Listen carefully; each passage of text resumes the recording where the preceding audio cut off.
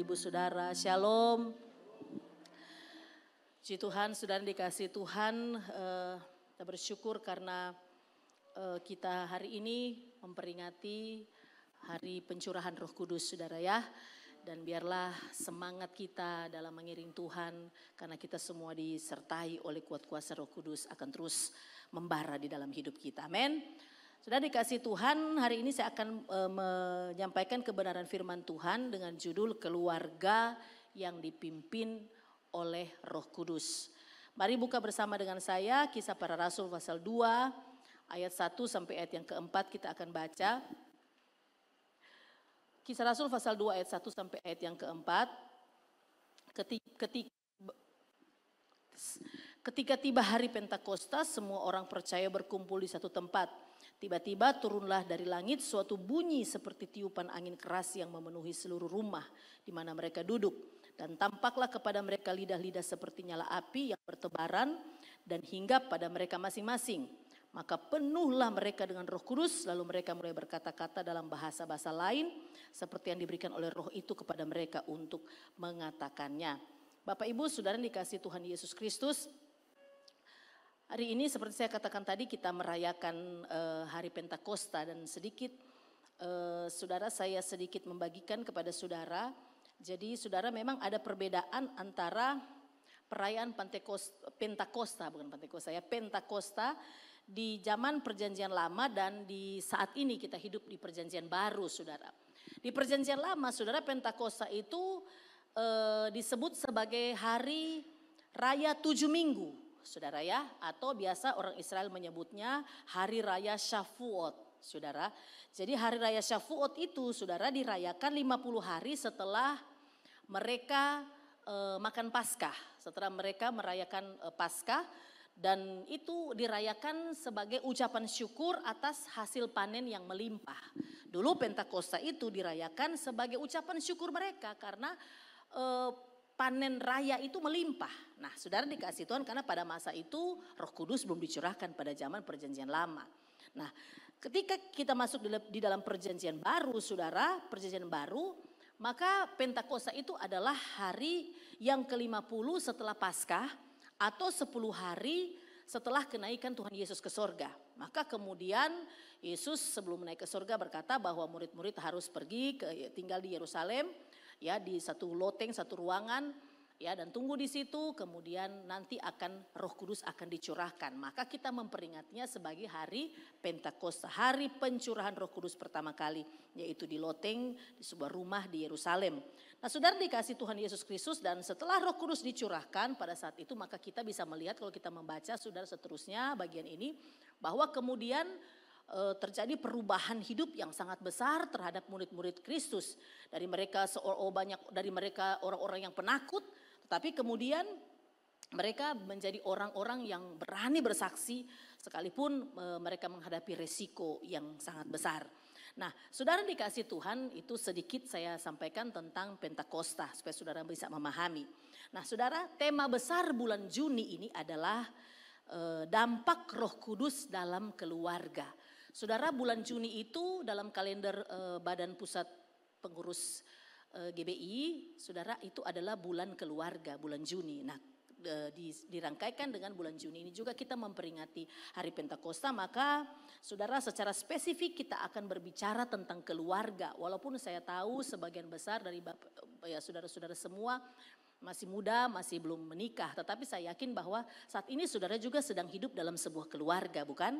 Dan saudara juga nanti kelak akan berkeluarga, begitu. Nah, saudara yang dikasih Tuhan, kita akan belajar supaya kita bisa mengintrospeksi apakah keluarga kita atau bagaimana saudara nanti bisa merancang kehidupan berkeluarga saudara di dalam pimpinan Roh Kudus. Saudara dikasih Tuhan, saya tidak berkata bahwa keluarga Kristen itu harus keluarga yang sempurna. Tidak, saudara. Tidak ada keluarga yang sempurna. Bahkan keluarga hamba Tuhan pun tidak ada yang sempurna. Saudara dikasih Tuhan. Tetapi justru karena kita tidak sempurna, karena kita punya keluarga-keluarga yang tidak sempurna, maka kita harus dipimpin oleh Roh Kudus. Setuju, katakan amin. Nah, saudara dikasih Tuhan, itu sebabnya kita akan belajar hari ini dampak Roh Kudus di dalam keluarga. Saudara dikasih Tuhan, kita ini hidup di tengah-tengah dunia yang penuh dengan tantangan, saudara ya. Kita menghadapi atau mungkin kita sudah melewati atau sedang melewati banyak krisis, ya, diakibatkan karena keadaan sekarang ini, keadaan negara kita, keadaan dunia yang semakin sulit, saudara. Kita melewati krisis ekonomi mungkin, kita sedang melewati krisis moral, krisis sosial dan sebagainya, saudara. Tapi saya mau katakan bahwa semua itu kita lewati sebagai ujian di dalam untuk ketahanan iman kita. Nah, saudara dikasih Tuhan, keluarga itu seharusnya menjadi benteng perlindungan di mana kasih dan pengharapan itu bertumbuh. Jadi di tengah-tengah menghadapi situasi yang tidak baik hari-hari ini, saudara, harusnya keluarga itu menjadi benteng di mana kasih dan pengharapan itu bertumbuh, saudara. Tapi kenyataannya adalah justru dari keluarga-keluarga itulah kemudian keluarga itu menjadi medan perang begitu, karena begitu banyak konflik yang terjadi di dalam keluarga. Nah, saudara dikasih Tuhan, bagaimana kita bisa melalui ini semua? Ya, jawabannya ada di dalam tema judul hari ini, yaitu keluarga harus dipimpin oleh Roh Kudus. Saudara dikasih Tuhan, mari kita akan renungkan 3 bagian ini secara cepat, saudara. Apa jadinya jika Roh Kudus memimpin keluarga kita? Apa yang terjadi kalau Roh Kudus pimpin keluarga kita? Saudara, yang pertama, saudara, keluarga yang dipimpin Roh Kudus akan hidup dalam kesatuan dan kasih. Ini yang akan terjadi. Kalau saudara nanti berkeluarga atau sekarang saudara-saudara berkeluarga, maka ingat baik. Kalau keluarga saudara mau dipimpin oleh Roh Kudus, maka Roh Kudus itu akan membuat keluarga saudara hidup dalam kesatuan, hidup di dalam kasih. Saudara perhatikan ayat yang pertama, dikatakan begini. Semua orang percaya berkumpul di satu tempat. Saudara, kata berkumpul di satu tempat di situ, saudara, ditulis dalam bahasa aslinya epitoauto. Epitoauto ini artinya begini, bersama-sama di tempat yang sama dalam tujuan, dalam kesatuan tujuan. Jadi mereka bukan hanya bersama-sama seperti kita ini berkumpul bersama-sama, tetapi saudara dikasih Tuhan, orang-orang percaya itu berkumpul di tempat yang sama dengan sebuah kesatuan tujuan, dengan tujuan yang sama, dengan tujuan yang satu. Saudara, ini menjadi fondasi yang krusial sekali, menjadi fondasi yang sangat menentukan sekali. Karena di sini saudara menunjukkan bahwa Roh Kudus tidak mungkin dicurahkan jika murid-muridnya terpecah-pecah. Roh Kudus tidak mungkin dicurahkan kalau murid-muridnya terkotak-kotak, terpecah-pecah. Tidak ada kesatuan hati, tidak ada kasih di dalamnya. Tidak mungkin Roh Kudus akan dicurahkan. Saudara, ketika Tuhan Yesus menyampaikan ketika dia mau naik ke surga, dia bilang kepada murid-muridnya, kamu tunggu di Yerusalem. Saudara, kan dia tidak beritahu berapa lama murid-murid terus menunggu. Nah, saudara dikasih Tuhan, maka bisa jadi ada kemungkinan murid-murid itu tidak bisa bersama-sama. Mungkin semua punya kepentingan pribadi, kepentingan sendiri-sendiri. Satu ke pasar, satu mungkin pergi di melaut karena banyak mereka nelayan pergi melaut. Satu mungkin pergi kemana, satu mungkin pergi ke daerah mana. Tapi sudah dikasih Tuhan tidak demikian. Mereka menunggu, mereka bersama-sama. Menantikan pencurahan Roh Kudus itu bersama-sama. Di satu tempat dengan tujuan yang sama. Saudara dikasih Tuhan, mari kita lihat. Keluarga yang dipimpin Roh Kudus itu adalah keluarga yang hidup dalam kesatuan dan kasih. Mari kita lihat kesatuan dan kasih. Efesus 4 ayat yang ketiga. Efesus 4 ayat yang ketiga berkata begini. Dan berusahalah memelihara kesatuan roh oleh ikatan damai sejahtera. Saudara dikasih Tuhan, dikatakan berusahalah memelihara kesatuan roh oleh ikatan damai sejahtera. Kata kesatuan di situ, saudara, di dalam bahasa aslinya ditulis dengan kata henoteta. Henoteta itu artinya begini, kesatuan yang mendalam, bukan hanya satu secara fisik terlihat bersama-sama begini. Tetapi saudara, dalam roh mereka juga satu.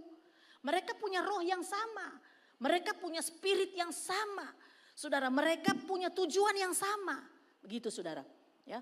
Nah, kemudian kita lihat tentang kasih. Kolose pasal 3 ayat 14 firman Tuhan berkata, dan di atas semuanya itu kenakanlah kasih sebagai pengikat yang mempersatukan dan menyempurnakan. Saudara, kata kasih di situ ditulis dengan kata agape. Jadi ini bicara tentang kasih ilahi. Kasih inilah yang kemudian menjadi ikat pinggang kebenaran bagi keluarga, saudara yang dikasih Tuhan. Jadi maksud saya begini, kita tidak bisa sangkali bahwa kehidupan di zaman ini, saudara, membuat banyak keluarga yang kemudian terisolasi dengan aktivitas, dengan kesibukan begitu, saudara. Terlalu sibuk, terlalu banyak aktivitas.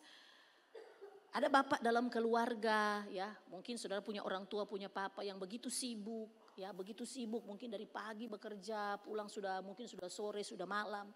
Kemudian ada ibu rumah tangga, saudara yang di samping harus mengurus anak, tapi juga punya karir, punya juga pekerjaan, sehingga juga boleh dikata juga ya harus jarang juga di rumah karena kesibukan dalam pekerjaan. Kemudian anak-anak juga, saudara-saudara ya. Anak-anak kemudian juga harus ke sekolah, harus ke kampus. Saudara, saya katakan di ibadah 3 tadi, saudara. Sekarang kan mama-mama ini terlalu banyak sekali kasih bales ini anak-anak. So banyak sekali orang bales, kasihan toh. Jadi so segala macam les, maka anak-anak juga jadi sibuk begitu. Anak-anak SD, anak-anak SMP so segala macam dorong les bahasa Mandarin, les bahasa Inggris, les bahasa Jepang, les bahasa Spanyol bangkali. Saudara ya, kemudian apalagi so les balet, so les menyanyi, so les apa, banyak sekali les begitu, saudara ya. Kemudian belum lagi les piano, les keyboard, ada les drum, les gitar. Banyak sekali, saudara ya. Belum lagi orang bermain game di rumah. Nah, sudah jadi mereka punya banyak sekali kesibukan. Sehingga bapak-bapak so sibuk, anak-anak sibuk, ketemu so malam. Setelah anak-anak so besar, dia lupa itu DP papa, dia cuma panggil om. So lupa, om, om seorang putih. Begitu, saudara ya. Ini saya hanya menggambarkan kadang banyak rumah tangga yang seperti ini, saudara. Nah, saudara dikasih Tuhan sehingga waktu berkualitas itu menjadi langka. Saudara, menjadi langka dan akhirnya saudara mulai apa? Mulai timbul banyak konflik. Ya, mulai timbul banyak kesalahpahaman. Saudara, karena semua terlalu sibuk, karena semua punya kepentingan-kepentingan sehingga banyak terjadi salah paham, ego yang lebih diutamakan, saudara, dan akhirnya banyak sekali keluarga kemudian mengalami perpecahan, mengalami perceraian, saudara. Saya cerita tadi sore, saudara, bahwa saya mengenal seseorang, saudara, sudah lama teman saya, saudara. Dia cerita, dia itu pada waktu itu dia belum dikaruniai anak. Ya, dia menikah, jadi masih dia dan suami, kemudian kerja di Jakarta, kota besar begitu. Jadi pagi-pagi suaminya itu harus pergi mungkin jam 5:30 begitu sudah harus, jam 5 bangun, 5:30 mungkin dia sudah harus sarapan, dia harus siap-siap ya. Kemudian jam-jam 6 begitu dia sudah harus siap untuk berangkat ke kantor karena takut jangan kelamaan di jalan, rumahnya jauh dari kantor, takut kena macet dan sebagainya. Jadi dia sudah harus ada 7:30 di kantor. Maka istrinya juga harus begitu, harus bangun lebih pagi, 4:30 sudah bangun, harus siapkan segala sesuatu, kemudian harus berangkat bersama-sama suami dan diantar dulu baru suaminya bekerja. Siang mereka tidak bisa ketemu untuk makan siang karena kalau mereka balik lagi waktu istirahat cuma mepet sekali. Akhirnya mereka kadang janjian di mall kalau bisa, tapi kadang karena pekerjaan mereka tidak bisa makan siang bersama. Nah, tidak bisa juga makan malam bersama karena beda jamnya begitu, saudara ya. Dan akhirnya kadang mereka pulang ke rumah sendiri-sendiri. Ya, sampai di rumah mereka sudah kelelahan, sudah tidak bisa berkomunikasi, sudah jadi pingin cepat istirahat karena besok juga harus melakukan pekerjaan-pekerjaan yang sama, saudara. Dan akhirnya singkat cerita mereka tidak bisa membangun komunikasi, mereka tidak bisa membangun hubungan yang baik, akhirnya mereka berpisah, saudara ya. Mereka akhirnya memutuskan untuk bercerai. Nah, saudara dikasih Tuhan Yesus Kristus, saya mau katakan begini. Keluarga yang dipimpin Roh Kudus secara aktif, ya, keluarga yang dipimpin Roh Kudus secara aktif akan memelihara dan memperjuangkan kesatuan dan kasih. Saudara, coba perhatikan. Di situ dikatakan begini, Efesus 4 ayat 3 tadi berkata begini. Dan berusahalah memelihara apa, saudara? Kesatuan roh. Berusahalah, siapa yang berusaha, saudara? Apakah kesatuan itu dikirim langsung oleh Tuhan? Tidak, saudara, kita yang harus berusaha. Bagian kita yang harus melakukan ini, saudara. Berusaha untuk memelihara dan memperjuangkan kesatuan itu. Saudara dikasih Tuhan, kalau kita melihat dalam Yohanes 14 ayat 26, saudara. Yohanes pasal 14 ayat 26, di situ disebut Roh Kudus di situ, saudara. Coba saya coba bacakan atau coba boleh ya. Tetapi penghibur yaitu Roh Kudus yang akan diutus oleh Bapa dalam namaku, dialah yang akan mengajarkan segala sesuatu kepadamu dan akan mengingatkan kamu akan semua yang telah kukatakan kepadamu. Perhatikan saudara, di kata Roh Kudus itu ditulis dengan kata Yunani parakletos. Parakletos itu saudara artinya dia yang dipanggil untuk mendampingi atau dia dipanggil untuk menolong. Jadi arti parakletos itu, Roh Kudus itu artinya sebenarnya mendampingi atau menolong. Dia penolong, dia yang mendampingi, dia pendamping kita. Nah saudara dikasih Tuhan, di sini saya mencatat hanya 5, tapi saudara bisa menambahkan sendiri dengan pengalaman-pengalaman saudara sendiri bersama dengan hidup di dalam Roh Kudus. Bagaimana penyertaan Roh Kudus dalam hidup saudara. Saya mencatat bahwa di sini saudara, Roh Kudus itu mendampingi kita. Yang pertama untuk menolong kita menjadi rendah hati. Saudara, kemudian dia menolong kita, dia mendampingi kita, menolong kita untuk bisa mengakui kesalahan. Saudara, banyak keluarga, banyak pasangan ini sulit saudara untuk mengakui kesalahan. Oh iya saya yang salah. Itu sangat sulit begitu saudara. Karena masing-masing pasangan itu memiliki kebenaran masing-masing. Jadi untuk menyatakan bahwa saya salah, saya minta maaf, itu sulit saudara. Nah saudara, kalau Roh Kudus, kalau saudara hidup dalam Roh Kudus, maka Roh Kudus itu akan menolong saudara untuk bisa mengakui kesalahan. Roh Kudus itu menolong kita untuk mengampuni dengan tulus. Saudara, Roh Kudus juga menolong kita untuk mengalahkan kepentingan-kepentingan pribadi di dalam keluarga. Saudara, dan Roh Kudus itu menolong kita untuk melakukan kehendak Bapa. Nah saudara dikasih Tuhan, jadi ketika Roh Kudus pimpin hidup kita, dia akan menyingkapkan semua hal di dalam keluarga kita. Kalau kita saudara hidup di dalam Roh Kudus, kalau membangun keluarga yang dipimpin oleh Roh Kudus, maka Roh Kudus itu akan menyingkapkan semua akar pahit dalam hidup kita. Dia akan menyingkapkan semua egoisme kita. Bahkan dia akan menolong kita ketika kita mulai tidak bisa atau terpancing dengan nafsu untuk tidak pernah mengalah ketika berargumen. Ya, ketika berdebat di dalam keluarga, anak dengan orang tua dengan anak, pasangan suami istri. Ketika berdebat itu punya argumen masing-masing, saudara. Roh Kudus akan mengingatkan kita, saudara, untuk kita bisa saling mengakui kesalahan dan menerima kekurangan, kelemahan dari anggota keluarga. Saudara yang dikasih Tuhan Yesus Kristus. Jadi saya mau katakan begini, ketika Roh Kudus pimpin kita, dia akan menyingkapkan semua egoisme kita di dalam keluarga, nafsu untuk selalu memenangkan argumen-argumen, dan Roh Kudus akan menggantikan itu dengan damai sejahtera. Amin saudara, dia akan menggantikan itu dengan damai sejahtera. Saudara, kesatuan yang dibangun oleh Roh Kudus akan menjadi benteng yang kokoh dalam keluarga, sehingga apapun yang terjadi, kalau saudara hidup saudara dipimpin oleh Roh Kudus, kalau saudara hidup dalam kesatuan, saudara memperjuangkan, saudara memelihara kesatuan, saudara, maka sekalipun ada goncangan-goncangan dalam keluarga saudara, banyak tekanan, banyak masalah, banyak pergumulan, saudara akan tetap kokoh berdiri di dalam iman saudara. Saudara yang kasih dalam Tuhan, itu yang pertama. Jadi yang pertama bahwa keluarga yang dipimpin oleh Roh Kudus, saudara, adalah keluarga yang hidup dalam kesatuan dan kasih. Sekali lagi ingat bahwa kesatuan itu harus diperjuangkan.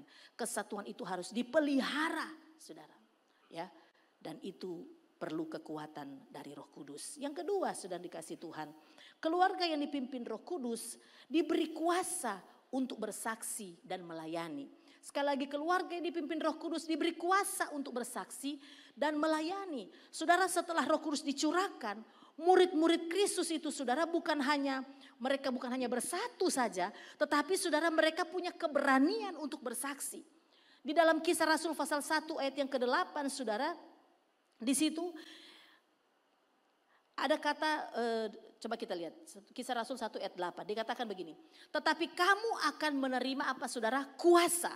Kamu akan menerima kuasa kalau Roh Kudus turun ke atas kamu, dan kamu akan menjadi saksiku di Yerusalem dan di seluruh Yudea dan Samaria dan sampai ke ujung bumi. Kamu akan menerima apa? Kuasa. Kata kuasa di situ dipakai kata dunamis. Dunamis ini akhirnya menjadi akar dari kata dinamit. Begitu saudara ya, dinamit itu apa? Bahan peledak bukan? Bahan peledak. Jadi saudara dikasih Tuhan, kuasa yang dimaksudkan di sini adalah kuasa yang eksplosif. Kuasa yang memiliki daya ledak. Daya ledak untuk apa? Untuk mengubahkan hidup seseorang. Saudara, saya mau katakan tidak ada manusia yang bisa mengubah manusia, tidak ada. Saudara tidak bisa mengubah anak saudara, saudara tidak bisa mengubah pasangan saudara, saudara tidak bisa mengubah orang tua saudara. Roh Kudus yang mampu melakukannya. Kenapa? Karena Roh Kudus itu adalah dunamis. Dia adalah dinamit. Dia adalah peledak. Peledak untuk apa? Untuk menghancurkan semua kesombongan, semua apa saudara, semua keakuan diri. Untuk mengubah hidup seseorang. Nah, saudara yang dikasih Tuhan Yesus Kristus, maka ketika saudara mengharapkan ada perubahan dari pasangan saudara, dari orang tua saudara, dari siapapun dalam anggota keluarga saudara, saudara harus berdoa kepada Roh Kudus. Amin saudara. Karena tidak ada manusia yang bisa mengubahkan manusia. Gembala tidak bisa mengubah saudara. Kami pengkhotbah tidak bisa mengubah saudara. Yang bisa mengubah saudara hanya pekerjaan Roh Kudus. Nah, saudara dikasih Tuhan Yesus Kristus. Jadi begini saudara, setiap orang yang menerima kuasa Roh Kudus, saudara, karena kuasa Roh Kudus ini, kuasa itu memiliki daya ledak untuk mengubah seseorang. Maka kalau orang menerima kuasa Roh Kudus, tidak bisa tidak, dia pasti berubah. Tidak bisa tidak, dia pasti berubah. Kalau orang itu memiliki keintiman dengan Roh Kudus, dia berdoa di dalam Roh Kudus, dia berdoa kepada Roh Kudus, maka saudara dikasih Tuhan, dia pasti berubah, pasti saudara. Dan dikasih Tuhan. Jadi kalau saudara berkata, saya sudah dipenuhi oleh Roh Kudus. Nah, harus terlihat apakah orang itu berubah atau tidak. Kalau dia pemulu tetap ember, saudara harus pertanyakan. Gitu kan. Kalau dulu dia bilang, saya sudah berubah. Tetapi sampai hari ini dia masih suka cerita orang, dia masih suka maki, dia masih suka membuli orang, dia masih suka apa sudah melakukan hal-hal yang tidak baik dengan mulutnya. Pikirannya itu masih pikiran yang jahat. Ya, masih pikiran bagaimana saya mau membalas sakit hati saya, bagaimana saya mau membalaskan dendam. Kalau hati ini masih jahat, saudara, hati ini masih tetap pahit. Kita masih jadi orang yang suka menyakiti. Sudah ada banyak suami yang suka menyakiti istri. Ya, hobinya KDRT, hobinya bapukul, saudara. Dan saudara berkata, saya diurapi. Urapan Roh Kudus. Oh saudara, itu harus dipertanyakan. Kalau ada istri yang berkata bahwa saya sudah dipenuhi Roh Kudus, tetapi dia tidak berfungsi dengan baik, dia tidak setia di dalam keluarga, dia tidak mendidik anak-anaknya dengan baik, sudah dipertanyakan. Kalau anak-anak berkata, oh kami sudah dipenuhi oleh Roh Kudus, maka kalau saudara tidak menghormati orang tua saudara, kalau orang tua saudara bicara dan saudara kemudian tanpa saudara seringkali kasar kepada orang tua, saudara masih harus dipertanyakan. Apakah benar-benar Roh Kudus sudah menguasai hidup saya dan saudara? Saudara dikasih Tuhan, Petrus itu contoh murid yang diubahkan oleh Roh Kudus.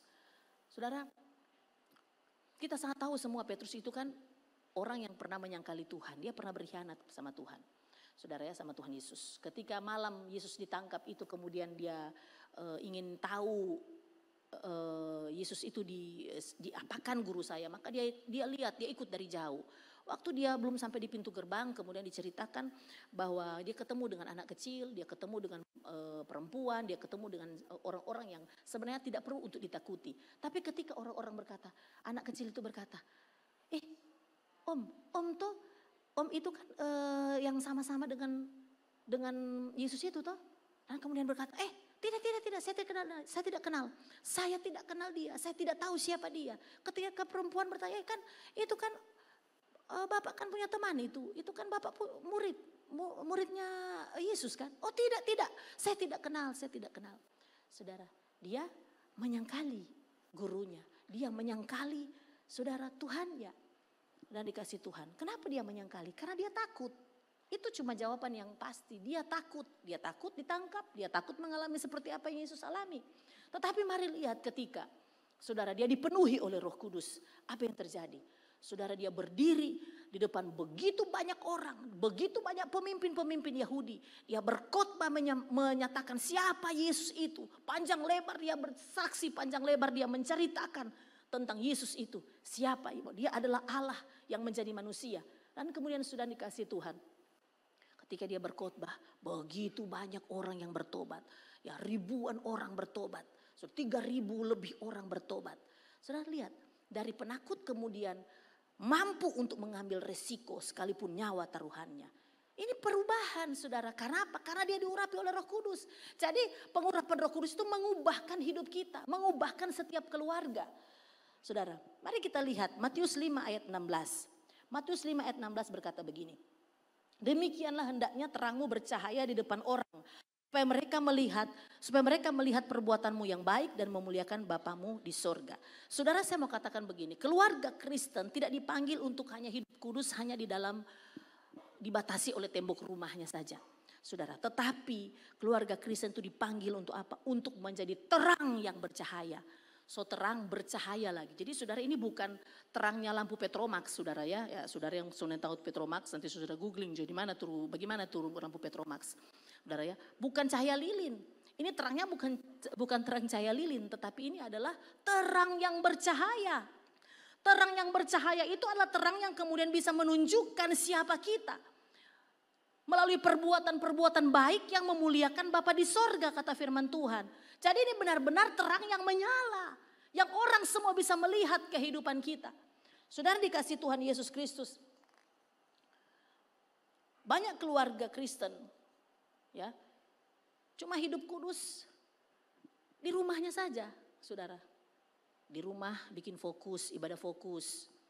Ya kan, kemudian pasangan bersaksi, puji Tuhan kami ditolong Tuhan, kami diberkati Tuhan, ya kan. Kemudian ada lagi apa? Oh, ada ibadah rukun. Puji Tuhan keluarga kami, Tuhan sudah tolong, Tuhan sudah sertai. Kan itu cuma di seputaran rumah begitu saudara ya. Kita menjadi kudus hanya di seputaran rumah. Atau ada pertemuan-pertemuan Kristen lainnya kemudian bertempat di rumah saudara. Tapi mari saudara, bukan hanya di dalam rumah, tetapi bagaimana kita di luar rumah. Karena kadang yang di dalam dan di luar tidak sama saudara ya. Tidak sama tuh di dalam dan di luar. Bagaimana ketika kita berada di luar rumah saudara. Ketika kita di luar rumah kadang kita masih mengkompromikan nilai-nilai duniawi. Banyak keluarga-keluarga Kristen saudara sekarang hidupnya hedon. Ya, saudara tahu hedonisme. Itu adalah sikap atau gaya hidup yang berfokus pada kesenangan dan kenikmatan tanpa batas. Ya, jadi dia hidupnya hanya bagaimana dia bisa menikmati, ya, bagaimana dia menjadi puas dengan benda-benda yang dia miliki, sehingga tidak jarang ada orang yang bisa membelanjakan uangnya melampaui kemampuannya hanya untuk brand-brand. Dia menggunakan barang-barang yang bisa menunjukkan bahwa dia itu adalah orang yang mampu, orang yang hebat begitu, orang yang kaya. Sudah itu sikap hedonisme. Kemudian ya, ada orang yang mengkompromikan dengan nilai-nilai duniawi itu dengan gaya materialisme.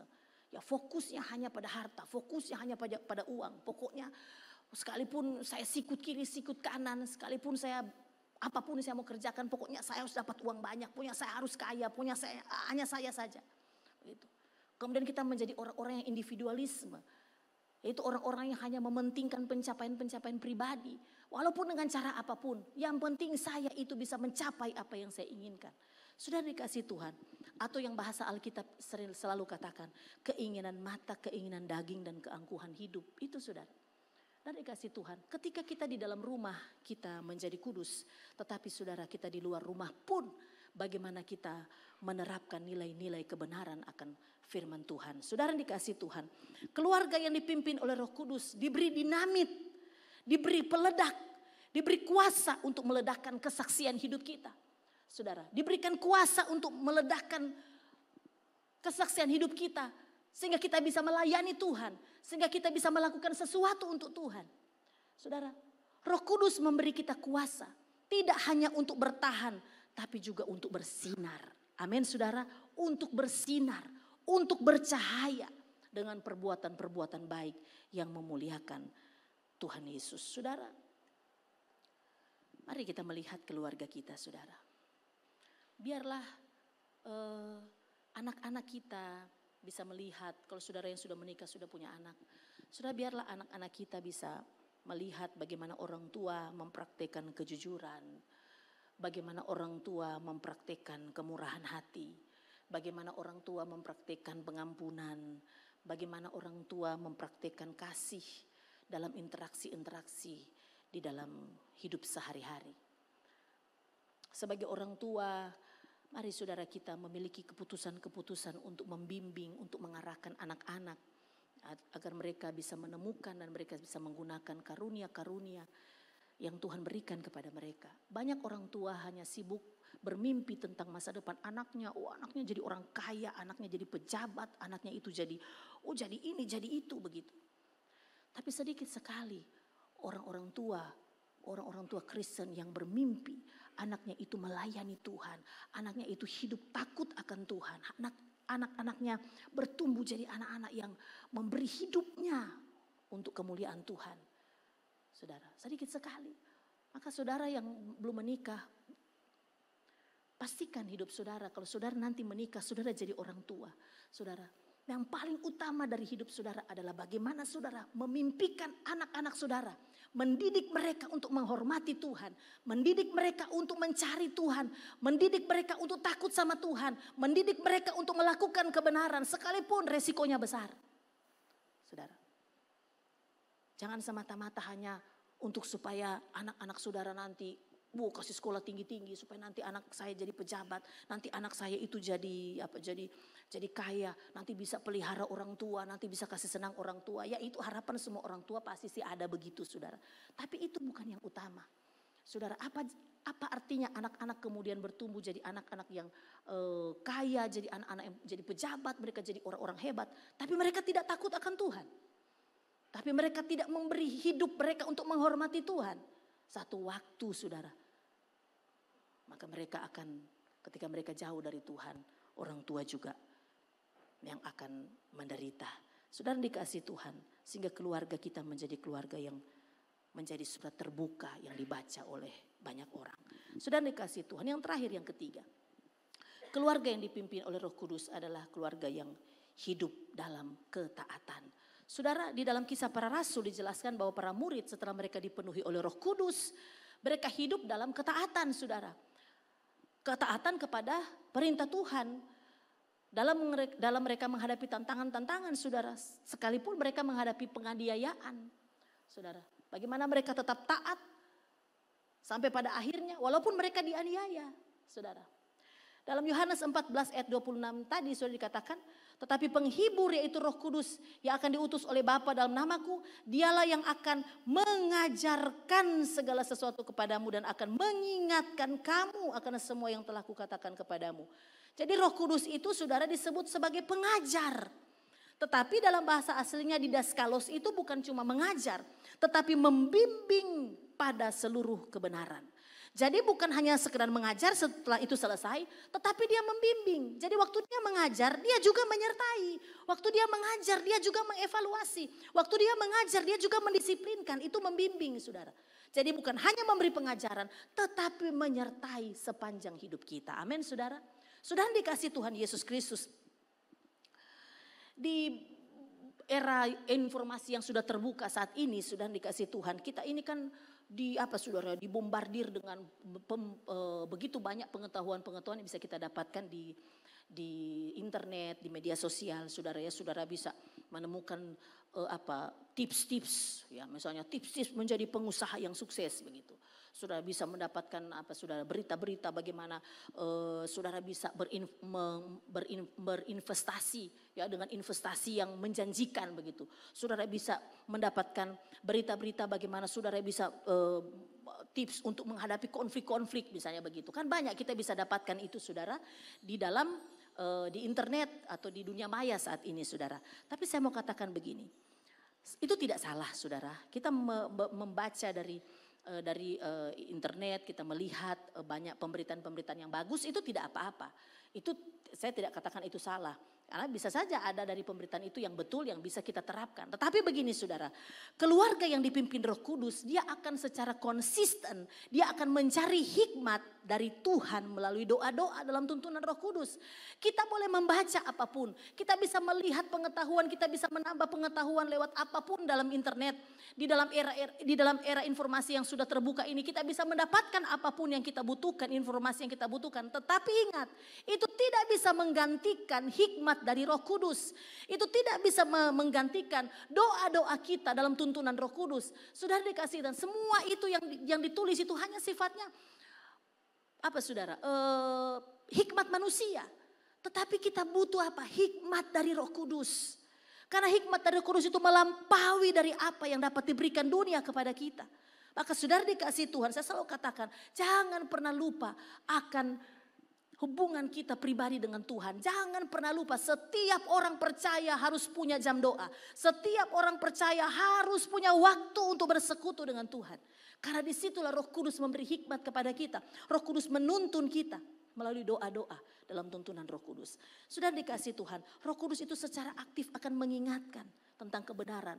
Ketika kita lupa, ketika kita takut, ketika kita kecewa, ketika kita marah, Roh Kudus akan mengingatkan kepada kita ketika kita ada di dalam persekutuan dengan Tuhan. Saudara, saya menyampaikan tadi sore begini saudara. Satu saat papi saya berdoa, ya gembala senior berdoa. Ketika proses pembangunan gereja ini yang asli sudah, yang lain kan itu direnovasi. Ketika proses pembangunan ini berjalan, papi saya cerita begini. Satu waktu kas pembangunan itu habis begitu. Dan kemudian dia berdoa, dia masuk dalam kamarnya, kemudian dia berdoa, dia menyembah Tuhan dan dia berdoa, dia bilang begini, Tuhan, kas pembangunan sudah tidak ada, uang dalam kas pembangunan sudah tidak ada. Dan jadi kemungkinan kira-kira begitu, kira-kira isinya doa begitu. Jadi sudah tidak bisa melanjutkan pembangunan. Saya lupa ya, pembangunan gereja itu mungkin sudah selesai gereja, tapi mungkin ada pembangunan yang lain. Mungkin lantai, mungkin apa begitu saudara. Jadi sudah tidak ada untuk melanjutkan. Kemudian dia berdoa itu sambil tutup mata. Tapi dia cerita begini, waktu papi tutup mata, tetapi dia merasakan bahwa ada tangan yang menunjuk ke mukanya begini. Walaupun dia tidak lihat, tapi dia merasakan seperti itu. Kemudian ada suara dalam batinnya begini, kamu punya uang dalam tabungan. Kemudian dia berdialog dalam batinnya, dia berkata, iya Tuhan, saya punya uang dalam tabungan, tetapi anak-anak saya masih banyak yang belum selesai kuliah. Dan itu untuk membiayai mereka. Kami kan 7 bersaudara-saudara ya. Saya lupa mungkin gembala sudah selesai barangkali. Dan kemudian masih ada 5 anaknya masih kuliah. Jadi katakan, tapi itu untuk membiayai kuliah. Kemudian suara itu dalam hati berkata begini, tidak, berikan itu untuk melanjutkan pembangunan. Maka kemudian ketika dia buka mata, ya itu peperangan di dalam batinnya. Antara taat dengan kenyataan bahwa dia harus membiayai anak-anak. Maka saudara, apa yang dia lakukan? Dia memilih untuk taat. Jadi dia katakan, jadi papi ambil semua uang tabungan. Kemudian serahkan kepada kas pembangunan untuk melanjutkan pembangunan. Dan dia katakan bahwa sesudah itu maka pintu-pintu terbuka. Ya, banyak berkat Tuhan untuk bisa melanjutkan pembangunan sampai selesai. Dan sudah dikasih Tuhan. Ini bukan bicara soal persembahannya, tapi ini berbicara soal ketaatan. Sudah dikasih Tuhan, ketika keluarga kita hidup dalam ketaatan yang dipimpin oleh Roh Kudus, saudara, maka Tuhan akan meluruskan jalan mereka untuk tetap on the track. Saudara, kalau kita itu hidup dalam ketaatan yang dipimpin oleh Roh Kudus, maka Roh Kudus itu akan meluruskan jalan kita untuk tetap dalam tracknya Tuhan. Saudara pernah lihat kereta api? Kereta api itu saudara, ada satu waktu dia berjalan kencang, berjalan laju, saudara. Tapi ada waktunya di mana dia harus memperlambat kereta itu. Dia harus menjadi lambat. Bahkan satu waktu dia bisa berhenti. Tetapi selama dia masih ada di dalam relnya, masih ada di dalam tracknya, dia pasti akan sampai ke tujuan. Saudara, apakah dia kencang atau dia melambat atau mungkin dia berhenti, dia akan sampai kepada tujuannya. Kecuali dia keluar dari relnya, itu berarti tak boleh itu kereta api. Saudara, ya, itu berarti akhirnya banyak orang yang mati. Tapi sudah dikasih Tuhan, dia kencang atau dia lambat atau dia berhenti, selama dia ada di dalam tracknya, di dalam relnya, dia pasti sampai. Sudah dikasih Tuhan, hidup kita yang dipimpin Roh Kudus juga begitu, saudara. Kira-kira gambarannya begitu. Saudara, bisa saja satu waktu jalan kita itu cepat. Hidup kita berlimpah, diberkati Tuhan. Banyak pertolongan Tuhan, banyak kemurahan Tuhan dalam perjalanan itu. Tapi satu waktu bisa saja karena masalah begitu berat. Pergumulan itu begitu berat, hidup itu makin sulit, maka kemudian kita jadi jalannya lambat. Karena apa? Tekanan di dalam hidup kita jadi kemudian jalannya lambat. Bahkan satu waktu mungkin karena sulitnya hidup kita, maka kita kemudian memilih berhenti. Kita kemudian memilih untuk menyerah. Tapi saya mau katakan begini, apapun yang sedang kita jalani, kalau kita masih dalam tracknya Tuhan, Roh Kudus akan menolong kita untuk tetap berada di dalam rancangan Tuhan. Amin, saudara. Saudara rasa apa hari ini? Aduh, saya sedang rasa seperti kereta api yang lambat. Atau saya sekarang sudah berhenti. Saya sudah tidak lagi berdoa. Saya sudah tidak lagi melakukan sesuatu yang seharusnya saya lakukan. Saya sudah capek dengan hidup ini. Saya sudah capek dengan pergumulan saya. Saudara, saya mau katakan, asal engkau tidak meninggalkan persekutuanmu dengan Tuhan. Asal engkau tidak meninggalkan imanmu, engkau masih di dalam tracknya Tuhan. Amin, saudara. Roh Kudus, asal engkau membuka hati bagi Roh Kudus, Roh Kudus akan menuntunmu untuk bisa melalui semua kesulitan yang sedang kita hadapi. Dan satu waktu kita masih bisa untuk berlari kencang, berjalan dengan kencang. Kenapa? Karena hidup kita dipimpin oleh Roh Kudus. Asal kita masih dalam tracknya Tuhan. Saudara dikasih Tuhan Yesus Kristus, saya akan tutup dengan satu cerita begini. Ada seorang yang bernama George Muller, saudara. Dia adalah seorang penginjil yang luar biasa di abad 19. Tapi dia dikenal juga dengan disebut sebagai Bapak Piatu. Kenapa? Karena dia punya panti asuhan, begitu banyak anak-anak yang dia tampung di panti asuhannya di kota Bristol, Inggris. Dan saudara dikasih Tuhan, yang unik dari George Muller ini, dia tidak pernah minta bantuan, dia tidak pernah open donasi. Dia tidak pernah minta bantuan, dia tidak pernah minta-minta, dia tidak pernah pergi ke yayasan mana untuk meminta bantuan, meminta sumbangan, tidak pernah, saudara. Dia hanya mengandalkan penyertaan Roh Kudus. Saudara, begitu banyak kesaksian di dalam perjalanannya menjadi Bapak Piatu, saudara ya. Saudara bisa googling karena ini kisah nyata. Banyak yang dia alami. Tetapi ada yang unik, yang menarik sekali, saudara. Satu waktu makanan habis di panti itu. Saudara, anak-anak tidak lagi bisa makan. Kemudian sudah dia berdoa dengan sederhana, dia berdoa dengan penuh iman. Seperti biasa dia lakukan. Dia berkata begini, Tuhan, persediaan makan anak-anak sudah habis. Anak-anak itu tidak bisa makan hari ini. Tuhan, berikanlah mereka makan. Akhirnya saudara, dia selesai doa. Tiba-tiba pintu diketuk, saudara. Dan kemudian ketika dia buka pintu, sudah dia melihat ada tukang roti dengan gerobak yang penuh roti. Dan akhirnya saudara dia kaget, kok bisa? Tiba-tiba ada juga tukang susu yang juga gerobaknya juga penuh dengan botol-botol susu besar yang kemudian berhenti di depan panti asuhan. Kemudian mereka berkata begini, apakah Bapak di sini perlu roti? Bisakah kami turunkan roti ini? Kemudian tukang susu itu bilang, iya, bisakah juga saya turunkan ini botol-botol susu ini? Barangkali Bapak perlu. Saudara, apakah mereka tahu bahwa George Muller ini berdoa? Tidak. Saudara, mereka tidak tahu. Tetapi ada sebuah kejadian yang membuat mereka ada di situ. Walaupun kita tahu itu dalam tuntunan Roh Kudus. Jadi ketika mereka akan pergi ke pasar, ini zaman dulu saudara ya, mungkin perjalanannya cukup jauh. Jadi ketika saudara mereka dalam perjalanan menuju ke pasar, tiba-tiba gerobak dari tukang roti ini rusak pas di depan. Sehingga untuk menempuh jarak ke pasar tidak mungkin karena roti yang dibuat itu pasti akan busuk. Maka dia turunkan di situ. Begitu juga dengan si tukang susu ini saudara. Gerobaknya juga mesinnya juga rusak. Sehingga dia katakan kalau susu ini saya mau menunggu sampai besok baru saya mau pergi. Itu sudah rusak. Maka saya turunkan di sini saja siapa tahu Bapak perlu. Sudah dikasih Tuhan dan malam itu semua anak-anak panti makan roti dan minum susu. Nah saudara yang dikasih Tuhan Yesus Kristus. Kisah ini adalah bukti bahwa Roh Kudus dengan ajaib bisa memimpin.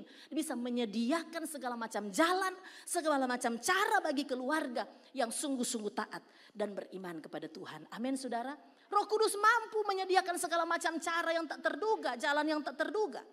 Maka saudara, di bagian akhir ini saya mau katakan bahwa di hari Pentakosta ini saudara, mari kita semua keluarga Tuhan, kita semua kembali minta sama Roh Kudus, berikan damai sejahtera-Mu, tolong saya, Roh Kudus penuhkan hidup saya. Saudara dikasih Tuhan Yesus Kristus, kalau mungkin keluarga-keluarga saudara hari ini mulai menjadi lemah, ya, mulai berhenti, mulai tawar hati, mulai berhenti untuk melakukan hal-hal yang baik dalam hidup saudara. Saya mau katakan, sekalipun lambat, tetaplah dalam tracknya Tuhan. Dan engkau akan melihat Roh Kudus akan melakukan banyak cara yang ajaib dalam hidup saudara secara pribadi maupun dalam keluarga saudara. Selamat merayakan Pentakosta di hari ini. Mari kita tutup Alkitab kita saudara, kita tutup